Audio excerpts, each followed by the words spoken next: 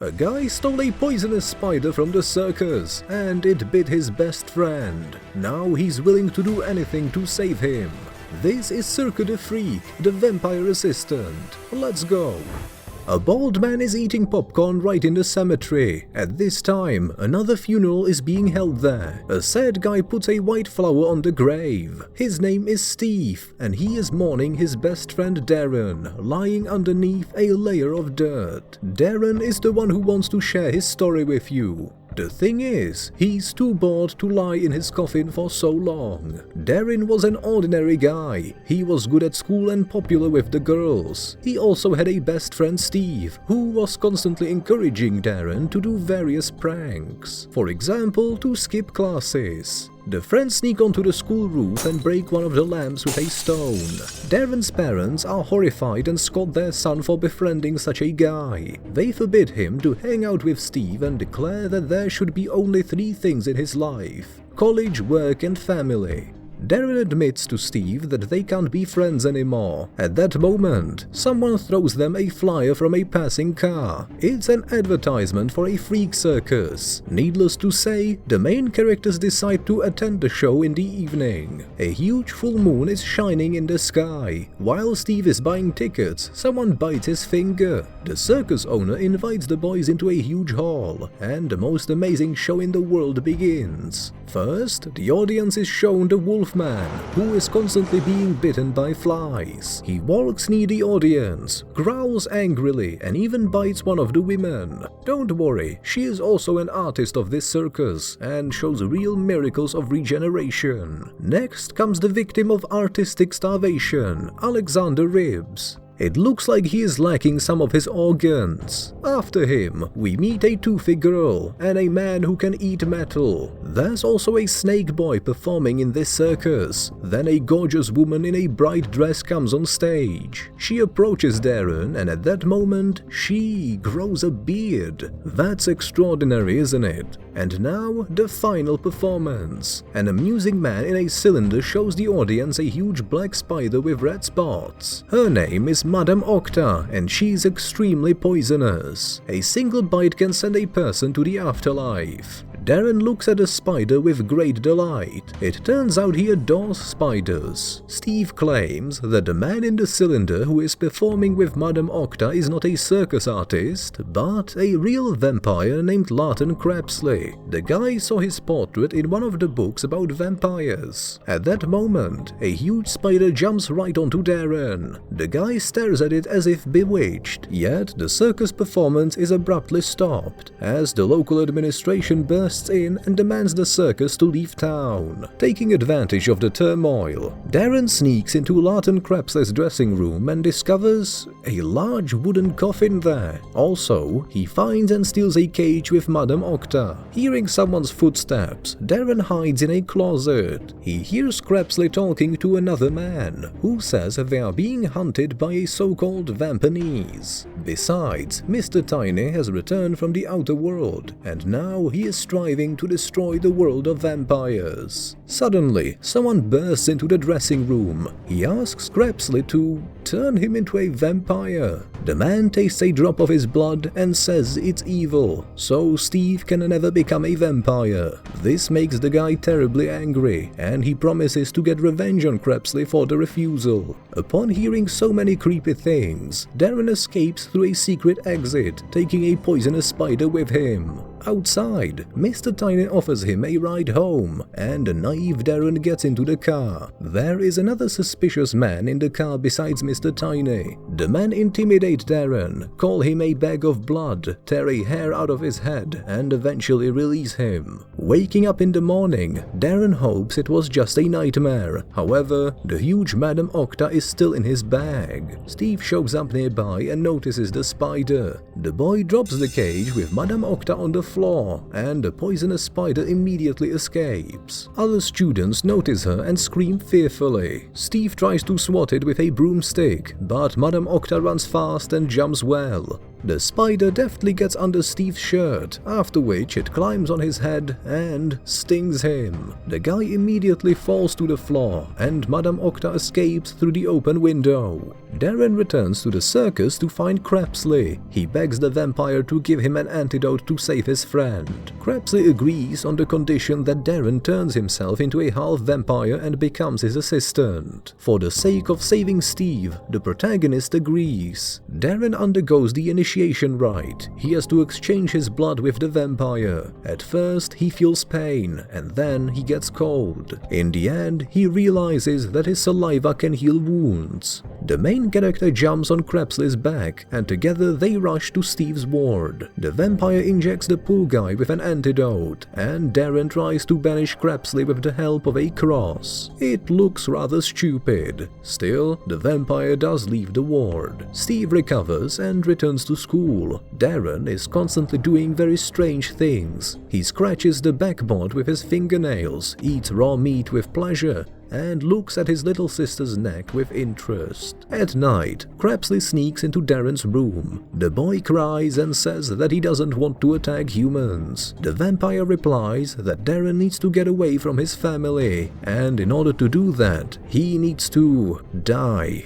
The guy goes to his parents and says many kind words to them. He drinks the liquid offered by the vampire, after which Crapsley throws him off the roof. That's how we got to the day of the funeral. Steve looks at his friend's fingernails and realizes that something is wrong. At night, Crapsley sneaks into the cemetery with a shovel and digs up his young assistant. The vampire declares they are not alone and throws the guy back into the grave. At that moment, Crapsley is attacked by a creepy dark-haired man who also looks like a vampire. A fight ensues between the two, and they soon fall into Darren's pit. The dark-haired man defeats Crapsley, grabs Darren, puts him in a sack and carries him away. Crapsley throws one of the tombstones at him and saves the guy. They manage to escape from the chase as the villain is hit by a truck. The vampire brings Darren to the campsite of the circus. There are many amazing creatures here. Crapsley goes to the circus owner and asks him to leave the boy with the circus artists. Darren and a local girl, Rebecca, overhear their conversation. The circus owner notices this and scolds the teens for their insolence, but still allows Darren to stay here. A small strange creature leads the guy to his tent. On their way, they meet the beautiful woman who we saw during the show. Her name is Madame Truska, and she gets very frightened at the sight of the protagonist. Darren is going to live with Evra. The guy is a snake charmer. Moreover, he looks like a snake. In addition, he is a talented musician. Darren confesses that he is a half vampire, which scares Evra a lot. Madame Truska scolds Crapsley for bringing the boy here, and also confesses her love for the vampire. In the meantime, Steve keeps misbehaving at school and disrupts another class. He goes to the school roof and meets Mr. Tiny there. The man claims that Darren has turned into a vampire. He offers Steve to become his assistant and cause a war between vampires and Vampanazi. In the morning, circus artists offer Darren breakfast. The girl with the miraculous regeneration is willing to share her hand. The guy is ordered to clean the wolfman's cage and perform many other different tasks. The protagonist obediently fulfills all orders and becomes more familiar with various strange creatures. Darren learns to use his vampire abilities, but so far he is not very good at it. In the daytime, the guy listens to Evra playing the guitar, and in the evening he spends time with the circus freaks. Nevertheless, the main character misses Steve very much. Once, he even tries to call his friend, but Crapsley breaks his cell phone. In the evening, Mr. Tiny's car pulls up to the circus parking lot. The performers are getting worried, and Crapsley orders Darren to hide inside his tent. Mr. Tiny demands to give him the half-vampire, but the circus owner refuses. The fat man then orders some freaks to follow the guy. Darren visits Rebecca and asks what she's doing at the circus. The girl then admits that she has a tail. That is quite unusual. At night, Crapsley teaches Darren how to fight, although it looks more like a beating. The vampire shows the guy how to use his fingernails like daggers. At the same time, Steve attends the meeting of the Vampanazi. He is undergoing an initiation rite and turns turns into a vampire